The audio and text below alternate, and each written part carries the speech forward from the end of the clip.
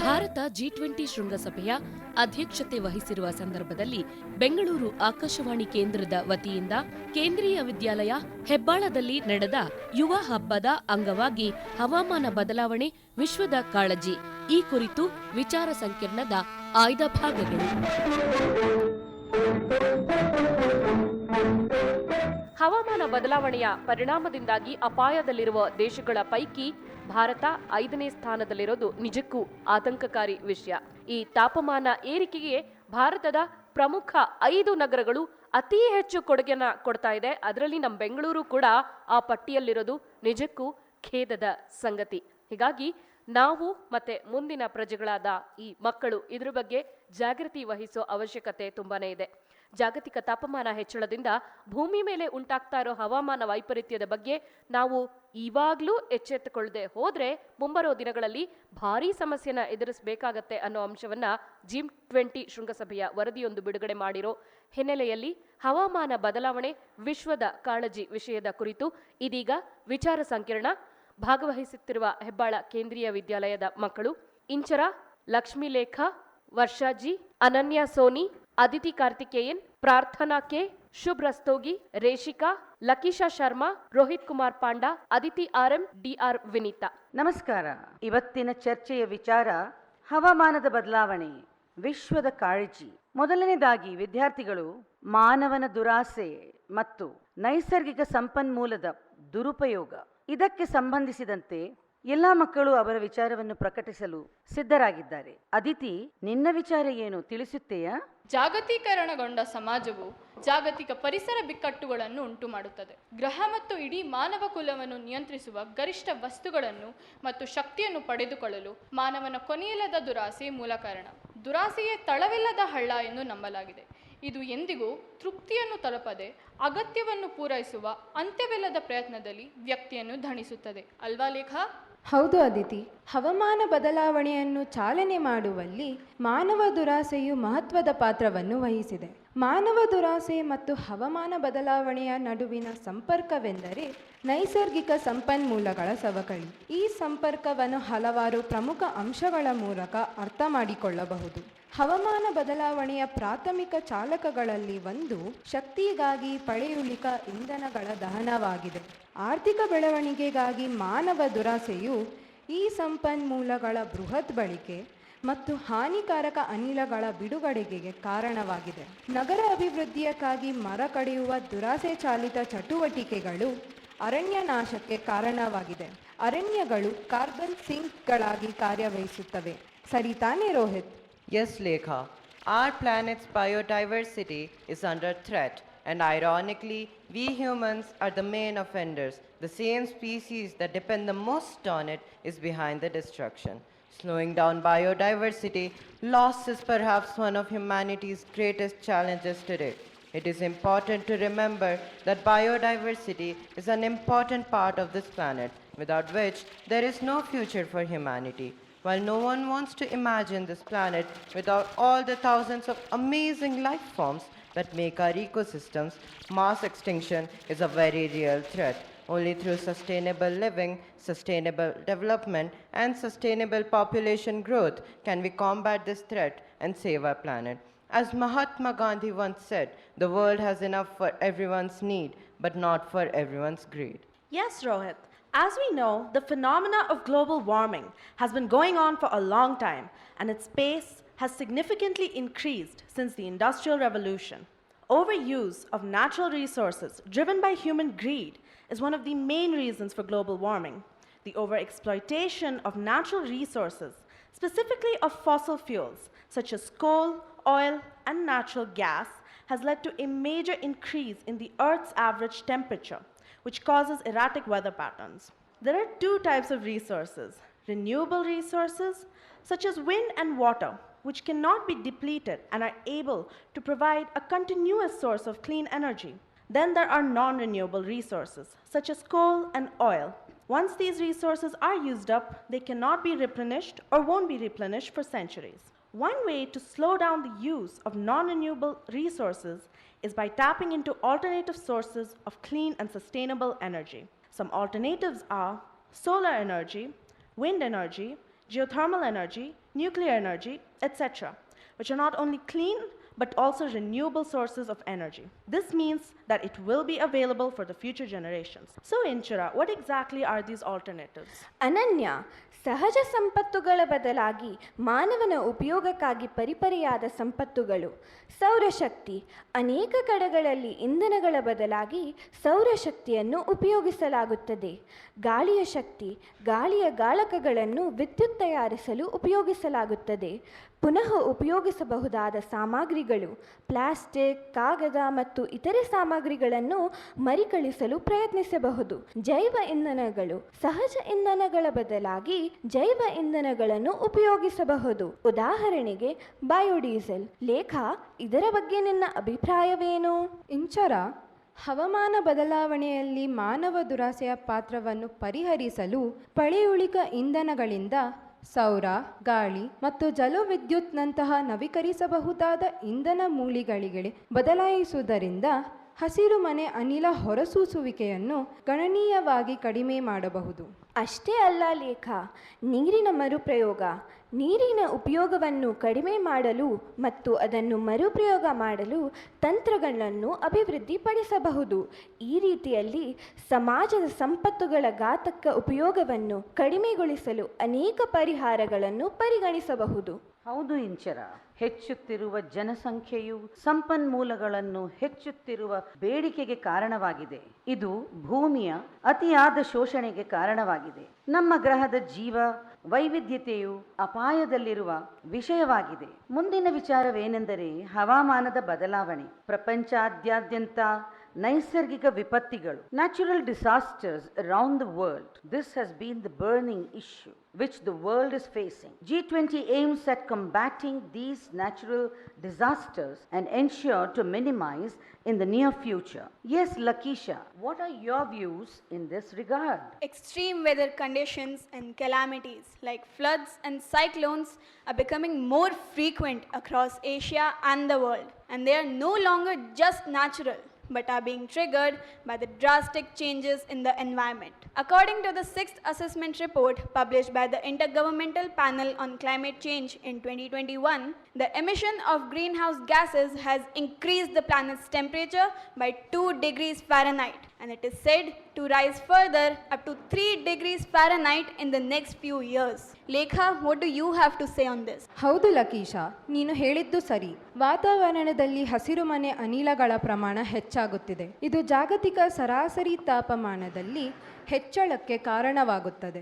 In 2020, scientists at the Indian Institute of Tropical Meteorology stated that South Asian monsoon will become more and more unpredictable because there were many rainless days in some areas. Other areas experienced heavy rainfall, creating a cycle of droughts and floods. ಹವಾಮಾನ ಬದಲಾವಣೆಯು ಚಂಡಮಾರುತಗಳು, ಬರಗಳು ಮತ್ತು ಕಾಡ್ಗಿಚ್ಚುಗಳಂಥ ವಿಪರೀತ ಹವಾಮಾನ ಘಟನೆಗಳನ್ನು ತೀವ್ರಗೊಳಿಸುತ್ತಿವೆ. ಇದರಿಂದ ಜೀವಹಾನಿ, ಸ್ಥಳಾಂತರ ಮತ್ತು ಆರ್ಥಿಕ ಹಾನಿ ಉಂಟಾಗುತ್ತದೆ. Forest fires have become very common in Canada, California, Spain, Greece, Serbia, and Australia. Droughts remain one of the main reasons for wildfires, but in recent years, rise in the temperature in tropical and temperate regions has increased the possibility of vegetation flammability. Global warming, as the name suggests, is a global phenomenon that affects all living beings and has severe ramifications.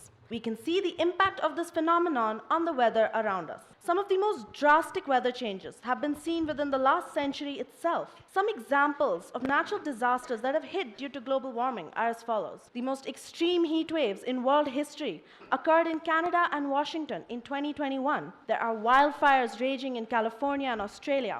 Hurricane Ida that hit Louisiana and was the 5th costliest weather disaster. There are European summer floods. And there is flooding in China. There is the collapsing Atlantic Ocean currents, and the Antarctic glacier is melting. And there are many more such examples. Of the top 10 disasters, droughts proved to be the deadliest hazard during this period, followed by storms, then floods, and then extreme temperature events. These weather disasters not only take the lives of people or destroy livelihoods, but also harm the economy. Economic losses have increased sevenfold from the 1970s to the 2010s, going from an average of $49 million to a whopping $383 million per day globally. Varsha, what do you think of this matter? ಹಾಗೆ ಅನನ್ಯ, ಈ ರೀತಿಯಾದ ಘಟನೆಗಳು ಸಮಾಜದ ಮೇಲೆ ಹಾನಿಕಾರಕ ಪರಿಣಾಮಗಳನ್ನು ಬೀರುವ ಪ್ರಮುಖ ಅನಿರೀಕ್ಷಿತ ಘಟನೆಗಳಾಗಿವೆ. ನೈಸರ್ಗಿಕ ವಿಕೋಪಗಳ ಮೇಲೆ ಮಾನವನಿಗೆ ನಿಯಂತ್ರಣವಿಲ್ಲ ಅಥವಾ ಅಂತಹ ವಿಪತ್ತುಗಳು ಬರುವ ಬಗ್ಗೆ ಮೊದಲೇ ತಿಳಿದುಕೊಳ್ಳಲು ಸಾಧ್ಯವಿಲ್ಲ. ಇದರಿಂದಾಗಿ ಈ ವಿಪತ್ತುಗಳಿಂದ ಹೆಚ್ಚಿನ ಸಂಖ್ಯೆಯ ಜನರು ಸಾಯುತ್ತಾರೆ ಹಾಗೂ ಅವರ ಸರಕುಗಳು ಹಾನಿಗೊಳಗಾಗುತ್ತವೆ. ಇಂಥ ವಿಪತ್ತುಗಳಿಂದ ಭೂಮಿಯ ಮೇಲೆ ವಾಸಿಸುವ ಇತರ ಜೀವಿಗಳು ಸಹ ನಾಶವಾಗುತ್ತವೆ. Yes, Varsha. Also, did you know G20 countries have a high level exposure to disaster risk with a combined estimated annual average loss of $218 billion or 9% of their average annual investment in infrastructure. G20 leaders' declaration from time to time have acknowledged the importance of disaster risk reduction and resilience. However, the issue has not been addressed by G20 in a comprehensive and sustained manner. Yes, Rohit. Under India's presidency, the G20 has established a new working group on disaster risk reduction, positioning itself to prioritize disaster risk financing and achieve targets set by the Sendai framework for 2030. This is crucial due to the increasing frequency of natural and human-made catastrophes globally, which have a negative effect on poverty, development, and social cohesion. Yes, Shubh. A new working group on disaster risk reduction has therefore been established under India's presidency to encourage collective work by G20, undertake multidisciplinary research, and exchange best practices on disaster risk reduction. Now, Shubh, what do you have to say about this new disaster risk reduction group? The G20's new disaster risk reduction working group DRRWG recognizes the significance of prioritizing disaster risk financing. The DRRWG will focus on disaster risk financing during its second meeting in Mumbai. ಈಗ ಅಂಕಿ ಅಂಶಗಳೊಂದಿಗೆ ನೀರಿನ ಕೊರತೆ ಹೊರತು ವಾಯು ಮಾಲಿನ್ಯದ ವಿಷಯಕ್ಕೆ ಕಣ್ಣು ಹಾರಿಸೋಣ ಬನ್ನಿ. Let's hear the statistics of India and the global scenario with reference to scarcity of water and air pollution. 3/4 ಭೂಮಿಯ ಹೊರತಳ ನೀರಿಂದ ಒಳಗೊಂಡಿದೆ. ಹೇಗಾದರೂ ನಮಗೆ ತಿಳಿದಿರುವಂತೆ ಸಾಗರದ ನೀರು ಲವಣಯುಕ್ತವಾಗಿದೆ ಮತ್ತು ಮಾನವ ಬಳಕೆಗೆ ಯೋಗ್ಯವಲ್ಲ. ಶುದ್ಧ ನೀರು ಭೂಮಿಯ ಮೇಲೆ ಕೇವಲ 2.7% ಮತ್ತು ಕೇವಲ 1% ಮಾನವ ಬಳಕೆಗೆ ಸೂಕ್ತವಾಗಿದೆ. ಇದು ಅಂತರ್ಜಲವಾಗಿ ಕಂಡುಬರುತ್ತದೆ. ನದಿಗಳಲ್ಲಿ ಮೇಳಮೈ ಮತ್ತು ಸರೋವರಗಳು ಮತ್ತು ವಾತಾವರಣದಲ್ಲಿ ನೀರಿನ ಆವಿಯಾಗಿದೆ. ನೀರನ್ನು ಭೂಮಿಯಿಂದ ಸೇರಿಸಲು ಅಥವಾ ಕಳೆಯಲು ಸಾಧ್ಯವಿಲ್ಲ. ಜಲಚಕ್ರದ ಕಾರಣದಿಂದಾಗಿ ನೀರಿನ ಸಮೃದ್ಧಿಯು ಬದಲಾಗುತ್ತಿದೆ. ಹೆಚ್ಚುತ್ತಿರುವ ಜನಸಂಖ್ಯೆ, ಆಹಾರ ಬೇಡಿಕೆಗಳು, ನಗರೀಕರಣ, ಜೀವನ ಮಟ್ಟ ಏರುತ್ತಿರುವುದು ಶುದ್ಧ ನೀರಿನ ಕೊರತೆಯ ಪ್ರಮುಖ ಅಂಶಗಳಾಗಿದೆ. ಪ್ರಪಂಚದ ಅನೇಕ ಪ್ರದೇಶಗಳಲ್ಲಿ ನೀರಿನ ಕೊರತೆ ಇದೆ. ಆಫ್ರಿಕಾ, ಪಶ್ಚಿಮ ಏಷ್ಯಾ, ದಕ್ಷಿಣ ಏಷ್ಯಾ, ಅಮೆರಿಕ ರಾಜ್ಯಗಳ ಒಕ್ಕೂಟ, USA, ಮೆಕ್ಸಿಕೋ, ಆಸ್ಟ್ರೇಲಿಯಾ ಎಲ್ಲ ನೀರಿನ ಕೊರತೆ ಎದುರಿಸುತ್ತಿದ್ದಾರೆ. ಜಲಸಂಪನ್ಮೂಲಗಳ ಸಂರಕ್ಷಣೆ, ಕೊಳಚೆ ನೀರಿನ ವಿಸರ್ಜನೆ, ಕೃಷಿ ರಾಸಾಯನಿಕಗಳು, ಉದ್ಯಮದ ಹೊರಸೂಸುವಿಕೆ ಪ್ರಮುಖ ಮಾಲಿನ್ಯ ಕಾರಕಗಳಾಗಿವೆ. ನೀರಿಗೆ ಬಿಡುವ ಮುಂಚೆ ಈ ತ್ಯಾಜ್ಯವನ್ನು ಸಂಸ್ಕರಿಸುವ ಮೂಲಕ ಜಲ ಮಾಲಿನ್ಯವನ್ನು ನಿಯಂತ್ರಿಸಬಹುದು. ನೀರಿನ ಕೊಯ್ಲು ಅಭ್ಯಾಸ ಮಾಡಬಹುದು. ರೈತರು ಹನಿ ನೀರಾವರಿ ಪದ್ಧತಿ ಡ್ರಿಪ್ ಇರಿಗೇಷನ್ ಆರಿಸಿಕೊಳ್ಳಬೇಕು. ನೀರನ್ನು ಸಮಂಜಸವಾಗಿ ಬಳಸಿ. ರೋಹಿತ್, ನೀವು ಇದರ ಬಗ್ಗೆ ಏನು ಹೇಳುತ್ತೀರಾ? Yes, Prarthana. Water is a vital concern at all levels, and water challenges affect human life, people's livelihood, global supply chains, food security, nutrition, and ecosystems. It is crucial and urgent that we work towards attracting and increasing water-related investment, innovation, and water security. The global use of water averages 4,000 cubic kilometers per year, which is equivalent to all the water in Lake Michigan. The amount of water being used has tripled from 50 years ago and is predicted to increase 55% by 2050. Increased demand for fresh water use is largely driven by agricultural needs as food production continues to increase to meet population growth. Agriculture use accounts for about 70% of global freshwater usage. This usage is expected to increase 69% by 2035. Rohit, ಈಗ ವಿಶ್ವದ ಸಮಗ್ರ ನೀರಿನ ಸಂಖ್ಯೆಗಳ ಬಗ್ಗೆ ನಾನು ಕೆಲವು ವಿವರಗಳನ್ನು ನೀಡುತ್ತೇನೆ. ಪ್ರಪಂಚದ ಸುಮಾರು 70% ಭೂಮಿ ನೀರಿನಿಂದ ಆವೃತವಾಗಿದ್ದರೂ ಸುಮಾರು 2.5% ಮಾತ್ರ ಪಿನಾಕಿಗಳಲ್ಲಿ ಪರಿಶೀಲಿಸಬಹುದಾದ ಪ್ರಯೋಜನಕ್ಕೆ ಅನುಗುಣವಾಗಿದೆ.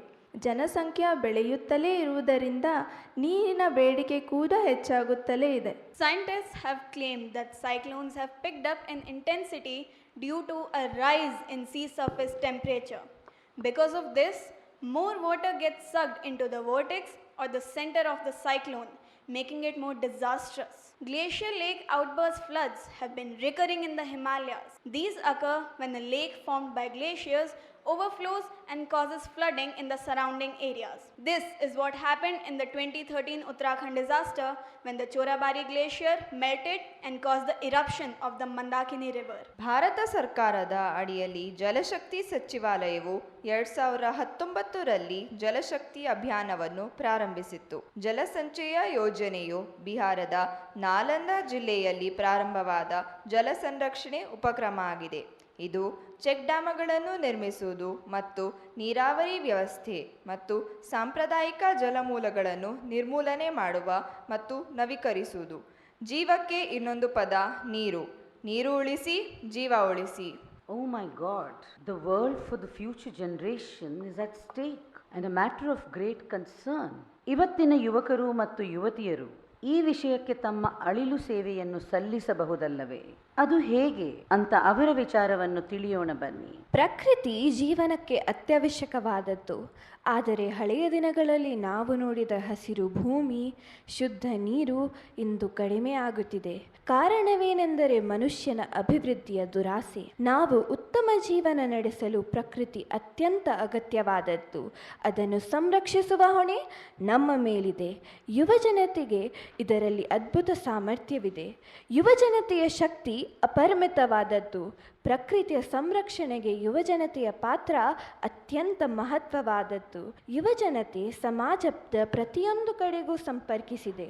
ಅವರು ಶಿಕ್ಷಣ, ಸಮಾಜ ಸೇವೆ, ಸಾಂಸ್ಕೃತಿಕ ಕಾರ್ಯಕ್ರಮಗಳಲ್ಲಿ ತಮ್ಮ ಕಟುಬದ್ಧತೆಯನ್ನು ತೋರಿಸಿದ್ದಾರೆ. ಹಾಗೆಯೇ ಪ್ರಕೃತಿ ಸಂರಕ್ಷಣೆಯಲ್ಲೂ ಅವರ ಸಾಮರ್ಥ್ಯ ಅತ್ಯಂತ ಮುಖ್ಯವಾದದ್ದು. ರೇಷಿಕಾ, ಜನರ ಮಧ್ಯೆ ಈ ವಿಷಯದ ಬಗ್ಗೆ ಜಾಗೃತಿ ಹೇಗೆ ಮೂಡಿಸುವುದು?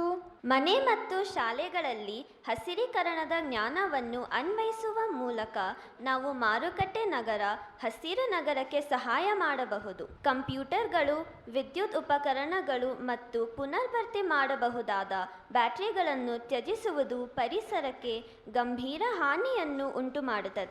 ಬಳಸಿದ ಕಂಪ್ಯೂಟರ್ಗಳು ಮತ್ತು ವಿದ್ಯುತ್ ಉಪಕರಣಗಳಿಗೆ ಮರುಬಳಕೆ ಕಾರ್ಯಕ್ರಮಗಳನ್ನು ಕಾರ್ಯಗತಗೊಳಿಸುವುದು ಯುವ ಪಾತ್ರವಾಗಿದೆ. ನೀವು ಅವರೊಂದಿಗೆ ಸಂಗ್ರಹಣೆ ಸೇವೆಗಳಿಗೆ ವ್ಯವಸ್ಥೆ ಮಾಡಬಹುದು. ಪುನರ್ಭರ್ತಿ ಮಾಡಬಹುದಾದ ಬ್ಯಾಟರಿಗಳನ್ನು ಮರುಬಳಕೆಗಾಗಿ ಅನೇಕ ಸಂಗ್ರಹಣಾ ಕೇಂದ್ರಗಳಿವೆ.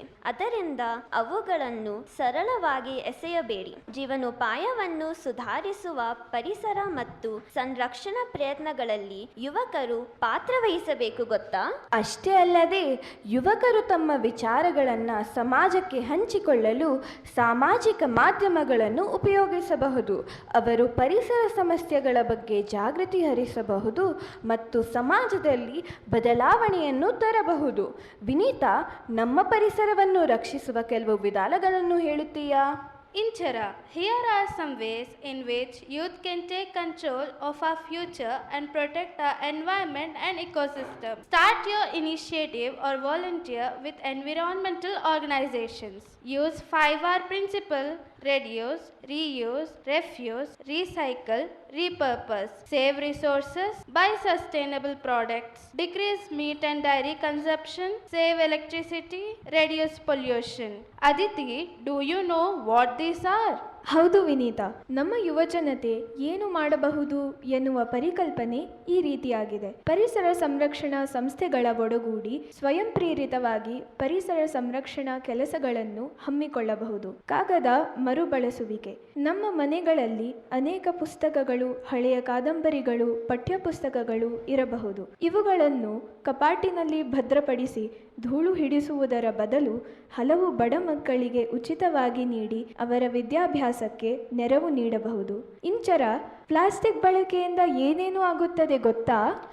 ಏನಾಗುತ್ತದೆ? ಪ್ಲಾಸ್ಟಿಕ್ ನಮ್ಮ ಜಲಚರ ಹಾಗೂ ಭೂಮಿಯ ಮೇಲೆ ಜೀವಿಸುವಂತಹ ಪ್ರಾಣಿಗಳಿಗೆ ಅತ್ಯಂತ ಅಪಾಯಕಾರಿ. ಅವುಗಳು ಪ್ಲಾಸ್ಟಿಕ್ ಅನ್ನು ಆಹಾರವೆಂದು ಭಾವಿಸಿ ತಿನ್ನುತ್ತವೆ ಹಾಗೂ ಎಷ್ಟೋ ಪ್ರಾಣಿಗಳು ಜೀವ ಕಳೆದುಕೊಳ್ಳುತ್ತವೆ. ಮಾಂಸ ಹಾಗೂ ಡೈರಿ ಉತ್ಪನ್ನಗಳ ಬೇಡಿಕೆ ಹೆಚ್ಚಾದಂತೆ ಕೆಲವು ದಶಕಗಳಿಂದ ಜಾನುವಾರುಗಳನ್ನು ಕಡಿಯುವುದು ಅಥವಾ ಅವುಗಳನ್ನು ಸಾಕಣೆ ಮಾಡಲು ಕಾಡುಗಳನ್ನು ನಾಶಪಡಿಸಿ ಮೇಯುವುದಕ್ಕೆ ಉಪಯೋಗಿಸುವುದು ಪರಿಸರದಲ್ಲಿ ಬದುಕುವ ಇತರೆ ಜೀವಿಗಳಿಗೆ ಮಾರಕವಾಗಿದೆ. ಮಾನವನ ಮನಸ್ಸು ಕಂಡಿದ್ದೆಲ್ಲ ಬೇಕೆನ್ನುತ್ತದೆ. ಆದರೆ ನಾವು ವಸ್ತುಗಳನ್ನು ಆಯ್ಕೆ ಮಾಡುವಾಗ ಚಿಂತಿಸಿ ಪರಿಶೀಲಿಸಿಕೊಂಡರೆ ನಮ್ಮ ಪ್ರಕೃತಿಗೂ ಸಹಕಾರಿ. ವಿನೀತಾ, ಈ ನಿಟ್ಟಿನಲ್ಲಿ ನಿನ್ನ ವಿಚಾರ ಏನು? Aditi, therefore, youth should be given a chance to take an active part in decision making of local, national and global levels. ಅಂತಿಮವಾಗಿ ಪ್ರಕೃತಿ ಸಂರಕ್ಷಣೆಗೆ ಯುವಜನತೆಯ ಕೈಯಲ್ಲಿ ಅಪಾರವಾದ ಸಾಮರ್ಥ್ಯವಿದೆ. ಅವರ ಸಜೀವ ಸಹಕಾರದಿಂದ ನಾವು ಹಸಿರು ಭವಿಷ್ಯವನ್ನು ನಿರ್ಮಿಸಬಹುದು. ಇದಕ್ಕಾಗಿ ನಮ್ಮ ಪ್ರಧಾನಿ ಶ್ರೀ ನರೇಂದ್ರ ಮೋದಿಜಿರವರು ಪರಿಸರ ಶುದ್ಧಿ ಅಭಿಯಾನಗಳನ್ನು ಆರಂಭಿಸಿದ್ದಾರೆ. ನಗರ ಮತ್ತು ಹಳ್ಳಿಗಳನ್ನು ಹಸಿರಾಗಿ ನೋಡುವುದೇ ಅವರ ಆಸೆ. ಇಂದಿನ ಯುವಕರೇ ನಾಳೆಯ ಹೆಮ್ಮೆಯ ಪ್ರಜೆಗಳು. ಜಾಗೃತಿಯನ್ನು ಮೂಡಿಸಲು ಯುವಕರು ಪ್ರಾಮುಖ್ಯ ಪಾತ್ರ ವಹಿಸುತ್ತಾರೆ. Vivekananda rightly said, "Arise, awake, arise and stop not until you reach your goals. Arise, arise once more, for nothing can be done without renunciation." How do we achieve this? Sustainable resource management. What are the likely substitutes in place of natural resources for human use? ಮಾನವನ ಬದುಕಿಗಾಗಿ ನೈಸರ್ಗಿಕ ಸಂಪನ್ಮೂಲಗಳು, ಅದರ ಬದಲಿಗೆ ಪರ್ಯಾಯಗಳು ಏನು? ಜಾಗತಿಕ ಹವಾಮಾನ ಕ್ರಮಕ್ಕೆ ಅತ್ಯಂತ ನಿರ್ಣಾಯಕವಾಗಿರುವ ಸಮಯದಲ್ಲಿ ಭಾರತದ G20 ಅಧ್ಯಕ್ಷ ಸ್ಥಾನವು ಬರುತ್ತಿದೆ. ಪರಿಣಾಮಕಾರಿ ಹವಾಮಾನ ಕ್ರಿಯೆಗೆ ವಸ್ತುವಾಗಿರುವ ಆದರೆ ಹಿಂದೆ ನಿರ್ಲಕ್ಷಿಸಲ್ಪಟ್ಟ ಸಮಸ್ಯೆಗಳನ್ನು ಸಮರ್ಪಕವಾಗಿ ಪರಿಹರಿಸುವ ದಿಕ್ಕಿನಲ್ಲಿ ಜಾಗತಿಕ ಹವಾಮಾನ ಆಡಳಿತವನ್ನು ಮುನ್ನಡೆಸಲು ದೇಶಕ್ಕೆ ಅವಕಾಶವಿದೆ. ಜಾಗತಿಕ ಉತ್ತರ ಮತ್ತು ಜಾಗತಿಕ ದಕ್ಷಿಣದ ನಡುವಿನ ಹವಾಮಾನ ಸಹಕಾರದ ಜಯಶಾಲಿಯಾಗಿ ಭಾರತ ಹೊರಹೊಮ್ಮಬಹುದು. ಜಾಗತಿಕ ಹವಾಮಾನ ಆಡಳಿತವು ಅದರ ಪ್ರಸ್ತುತ ರೂಪದಲ್ಲಿ ಹವಾಮಾನ ನ್ಯಾಯ ಮತ್ತು ಸಮಾನತೆಯ ಕಾಳಜಿಯನ್ನು ಸಮರ್ಪಕವಾಗಿ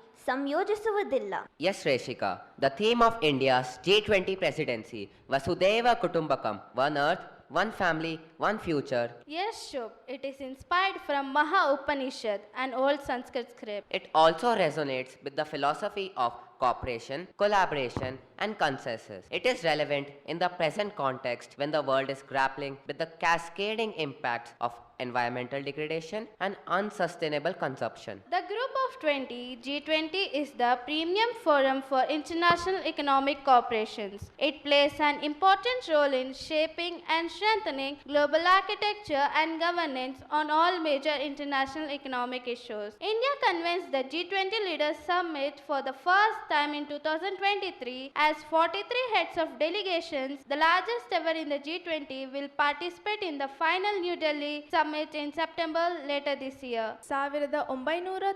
1992ರ ಮಟ್ಟಗಳಿಗೆ ಹೋಲಿಸಿದರೆ ಹವಾಮಾನ ನಿಯಂತ್ರಣ ಭೂಪ್ರದೇಶವನ್ನು 6% ಸಂರಕ್ಷಿಸುವುದು ಮಾತ್ರವಲ್ಲದೆ ವಿಸ್ತರಿಸುವ ಮಹತ್ವವಾದ ಪ್ರಯತ್ನಗಳನ್ನು ನಡೆಸಿವೆ. ಭಾರತವು ಹವಾಮಾನ ನೀತಿ ಉಪಕ್ರಮಗಳಲ್ಲಿ ಉತ್ತಮ ಸಾಧನೆ ಮಾಡಿದೆ ಮತ್ತು ಹವಾಮಾನ ಅನಿಯಂತ್ರಿತ ವಿಸ್ತರಣೆಯನ್ನು ಸೀಮಿತಗೊಳಿಸಿದೆ ಎಂದು ವರದಿ ಹೇಳಿದೆ. Many environment and climate sustainability working group meetings focus on blue economy, that is, economic activities that rely on the use of coastal and marine resources through their balanced and sustainable use. Our country has taken a number of important initiatives to offer a low-carbon growth model, such as the International Solar Alliance, the ISA, the Coalition for Disaster Resilient Infrastructure, the CDRI, and the National Green Hydrogen Mission. There is also a rise in the use of renewable energy, which aids the country in its efforts to decouple emissions from economic growth. To commemorate 50 years of Project Tiger, Prime Minister Shri Narendra Modi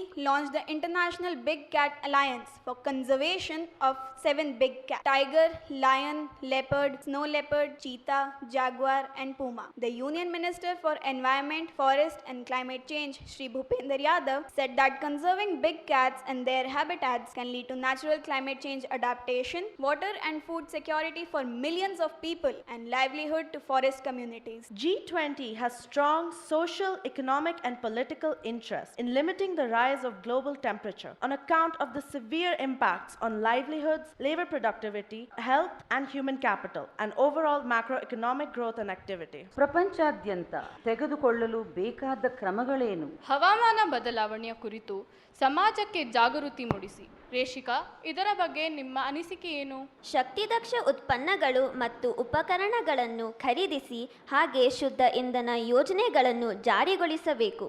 People in the Kiribati community are learning how to manage fishes so that they get the time to stabilize and regenerate. In El Salvador, people are working hard to restore surrounding forests and fix drainage systems so that they mimic natural streams and rivers.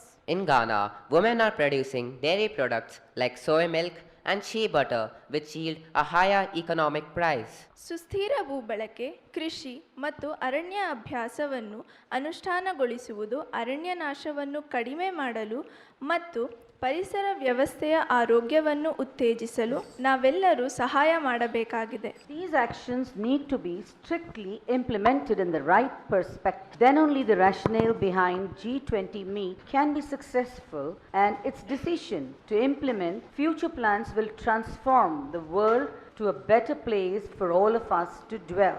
Before we conclude this Youth Fest seminar on climate change, a concern for the world. ಹವಾಮಾನ ಬದಲಾವಣೆಯು ಜಗತ್ತು ಎದುರಿಸುತ್ತಿರುವ ಪ್ರಮುಖ ಸಮಸ್ಯೆಯಾಗಿದೆ. ಜಾಗತಿಕ ತಾಪಮಾನ ದಿನದಿಂದ ದಿನಕ್ಕೆ ಹೆಚ್ಚಾಗುತ್ತಿದೆ. The effects of climate change are becoming more and more apparent with each passing day, and we cannot afford to be complacent in our effort to address these issues. In such circumstances, actions in one part of the world impact ecosystems and populations across the globe. ಭೂಮಿಯು ಪ್ರತಿಯೊಬ್ಬರ ಅವಶ್ಯಕತೆಯನ್ನು ಪೂರೈಸುತ್ತದೆ, ಹೊರತು ದುರಾಸೆಯನ್ನಲ್ಲ. ಮಾನವ ದುರಾಸೆ ನಿಯಂತ್ರಿಸದೆ ಬಿಟ್ಟರೆ, ನೈಸರ್ಗಿಕ ಸಂಪನ್ಮೂಲಗಳ ದುರುಪಯೋಗವನ್ನು ಮುಂದುವರೆಸಿದ್ದರೆ ಪರಿಸರಕ್ಕೆ ಬದಲಾಯಿಸಲಾಗದ ಹಾನಿ ಉಂಟಾಗುತ್ತದೆ. Climate change is a devastating global phenomenon, and it requires us to take action against it, not only at an individual or a community level, but rather at a global level. Since the 1800s, human activities have been the main reason for climate change. Therefore, it is the duty of us human beings to reduce this change for our planet, because any more delay in a collective action will deprive us of a livable future. ಕೊನೆಯದಾಗಿ ವಿಶ್ವದ ದೇಶಗಳೆಲ್ಲ ಒಟ್ಟಾಗಿ ಸೇರಿ ಸುರಕ್ಷಿತ ಭೂಮಿಯನ್ನು ಜೀವನದ ಭರವಸೆಯನ್ನಾಗಿ ಮುಂದಿನ ಪೀಳಿಗೆಗೆ ಹಸ್ತಾಂತರಿಸಲು ನಾವು ಈಗಲಿಂದಲೇ ಜಾಗೃತರಾಗಬೇಕಾಗಿದೆ. ಧನ್ಯವಾದಗಳು. ಸ್ನೇಹಿತರೆ, ಇದುವರೆಗೆ ಭಾರತ G20 ಶೃಂಗಸಭೆಯ ಅಧ್ಯಕ್ಷತೆ ವಹಿಸಿರುವ ಸಂದರ್ಭದಲ್ಲಿ ಬೆಂಗಳೂರು ಆಕಾಶವಾಣಿ ಕೇಂದ್ರದ ವತಿಯಿಂದ ಕೇಂದ್ರೀಯ ವಿದ್ಯಾಲಯ ಹೆಬ್ಬಾಳದಲ್ಲಿ ನಡೆದ ಯುವ ಹಬ್ಬದ ಅಂಗವಾಗಿ ಹವಾಮಾನ ಬದಲಾವಣೆ ವಿಶ್ವದ ಕಾಳಜಿ ಈ ಕುರಿತು ವಿಚಾರ ಸಂಕಿರಣದ ಆಯ್ದ ಭಾಗಗಳನ್ನು ಕೇಳಿದಿರಿ.